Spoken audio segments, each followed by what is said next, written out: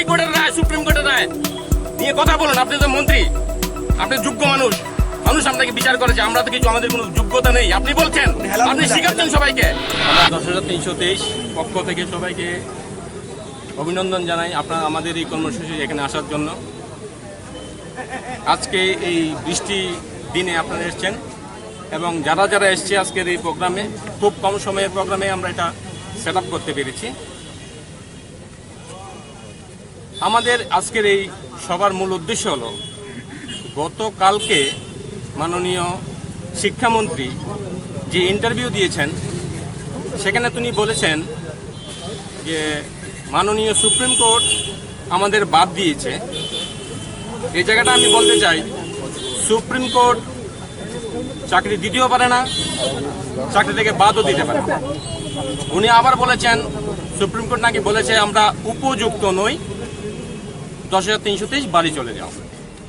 কোথায় বলেছে? 129টা পয়েন্ট আছে, আমাদের প্রত্যেকের মুখে মুখে আছে এই পয়েন্টগুলো। কোথায় লিখেছে? মাননীয় শিক্ষামন্ত্রীর কাছে আমার একটা অনুরোধ, আপনি দেখিয়ে দিন, আমরা মেনে নেব, আমরা বাড়ি চলে যাব। তাহলে যদি বাড়ি চলে যেতে হয়, আপনারা ইলেকশনের আগে পয়েন্ট কেন বলেছিলেন যে 10,323কে আপনারা রেজলিউশন করবেন? তখন আপনাদের মনে নেই যে 10,323 পাপের বোঝা? 10,323 কি পাপ করেছে আপনি বলুন আমাদের। আমরা সবাই জানি, আমরা শিক্ষিত মানুষ, আমরা শিক্ষা জানি, শিক্ষা দিই। পাপকে ঘৃণা করো, পাপীকে নয়। উনি আমাদের ঘৃণা করতে শেখাচ্ছেন। মাননীয় শিক্ষামন্ত্রী সমস্ত জনসাধারণকে বলছেন আমরা নাকি উপযুক্ত নয়। কোথায় বলেছে শিক্ষামন্ত্রী আমাদের উপযুক্ত নয়? উনি কথায় কথায় বলছেন আমরা পাপের বোঝা। কে চাকরি দিয়েছে আমাদের? সরকার চাকরি দিয়েছে, সরকার অ্যাডভার্টাইজমেন্ট দিয়েছে, আমরা আমাদের কোয়ালিফিকেশন নিয়ে গিয়েছি, ইন্টারভিউ দিয়েছি, সরকার দিয়েছে। আমাদের কি দোষ? আপনাদের জিজ্ঞেস করছি। আমরা সাংবাদিক ভাই বোনদের জিজ্ঞেস, আপনারা একজন পিলার, উনি বলেছেন আপনার পিলার, আমি মানছি আপনার একজন পিলার, গণতন্ত্রের একজন পিলার। আমরা কোথায়? আমরা জনসাধারণ কোথায়? আমরা পায়ের নিচে আছি। আমরা উনি প্রত্যেকটা বার আমরা শুনে যাচ্ছি, প্রত্যেকটা বার শুনে যাচ্ছি। উনি শুধু আমাদের ক্ষতি করছেন না, মাননীয় শিক্ষামন্ত্রী এই সরকারকে ক্ষতি করছেন, এই সরকারকে ক্ষতি করছেন, এই সরকারকে ক্ষতি করছেন। উনি কি মাননীয় মুখ্যমন্ত্রী কি বুঝতে পারছেন না? নাম্বার 1 ডিভিশন আমরা আইডেন্টিফাই করেছি, বুঝতে পারছেন না? উনি নাম্বার 1 ডিভিশন কে আইডেন্টিফাই আমরা এই সরকার আসার পিছনে কি 10,323 কোনো অবদান ছিল না? নাম্বার 1 ডিভিশন আসুন, নেমে আসুন, প্রত্যেকের সঙ্গে ফেস টু ফেস কথা বলুন। আপনি এই যে হাইকোর্টের রায়, সুপ্রিম কোর্টের রায় নিয়ে কথা বলুন। আপনি তো মন্ত্রী, আপনি যোগ্য মানুষ, মানুষ আপনাকে বিচার করেছে। আমরা তো কিছু, আমাদের কোনো যোগ্যতা নেই। আপনি বলছেন, আপনি শিখাচ্ছেন সবাইকে। আসুন না, কথা বলুন না আমাদের সঙ্গে।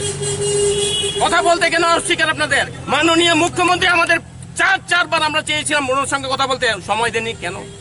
যে ঝড় বয়ে নিয়ে আসছে, এর চেয়ে বেশি ঝড় আমাদের প্রত্যেকের মনে বুঝে শিক্ষামন্ত্রীর এই খুব খারাপ কথা। উনি বারবার আমাদের জনসাধারণকে আক্রমণ করছেন বিভিন্নভাবে। কোথাও বলছেন আমরা ক্লাস করি না, কখনো বলছেন আমরা এই ছুটিটাকে আমাদেরকে বলেছে আমরা অযোগ্য। আমি বলি, ওনার পকেটে তো সবসময় তথ্য থাকে, উনি নিশ্চয়ই ভালো করে জেনে বুঝে বলেছেন। কোথায় লিখেছে সুপ্রিম কোর্টে আমাদের যে আমরা অযোগ্য? উনি পারবেন সেটার প্রমাণ দিতে? না, কোথাও বলেনি। আর যদি বলা থাকে উনি প্রমাণ দিকে আমাদের সুপ্রিম কোর্টের বিরুদ্ধে তিনি বলছেন, কিন্তু সুপ্রিম কোথাও আমাদেরকে বলেনি। Policy unfair. নির্বাচনের আগে কি বলেছিল? Policy unfair. পলিসি আনফেয়ার হলে সিলেকশন আনফেয়ার হবেই। আনফেয়ার পলিসি দিয়ে তো আর ফেয়ার সিলেকশন হতে পারে না। তার জন্য আমরা পলিসি মেকার নই, আমরা দায়ী নই।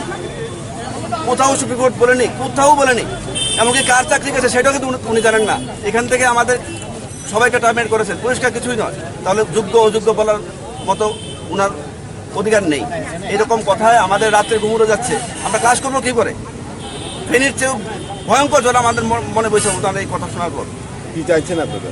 আমরা চাইছি এই ধরনের কুপ্রস্তাব উনি যেন, এই ধরনের কুকথার জন্য কোথাও না বলে, এবং এর জন্য ওনার অন্যায় করা উচিত আমাদের। আর নয়তো আমরা এর চেয়ে বড় আন্দোলনে আমরা যেতে বাধ্য হবো।